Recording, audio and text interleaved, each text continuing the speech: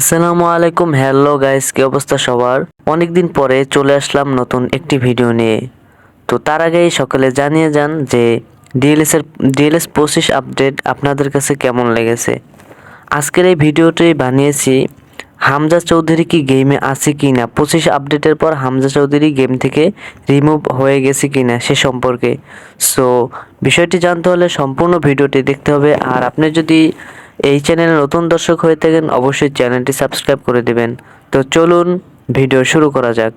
তো গাইস, অনেকেই কিন্তু কমেন্টের মাধ্যমে বা বিভিন্ন মাধ্যমে জানিয়ে থাকেন, প্রশ্ন করে থাকেন যে হামজা চৌধুরী কি 25 আপডেটের পর রিমুভ হয়ে গেছে কিনা। তো তাদের প্রশ্নের উত্তর হলো যে হামজা চৌধুরী রিমুভ হয়নি, বরং এখনও আপন অবস্থায় গেমে আছে। আগের যেই ক্লাবে ছিল সেই ক্লাবেই আছে এবং এখনও হামজা চৌধুরী গেমই আছে, গেম থেকে রিমুভ হয়নি। তো কিভাবে হামজা চৌধুরীকে পাবেন? হামজা চৌধুরীকে পাওয়ার জন্য বেশি বেশি ম্যাচ খেলতে থাকেন, ক্যারিয়ার ম্যাচ বেশি বেশি খেলতে থাকেন। তারপরে আর লাইভ ট্রান্সফারের দিকে লক্ষ্য রাখবেন সব সময়, যে কখন আসে হামজা চৌধুরী। যখনই আসবে তখন কিনে নেবেন। তো এখন আপডেট যেহেতু নতুন হয়েছে তাই আসতে একটু দেরি হতে পারে।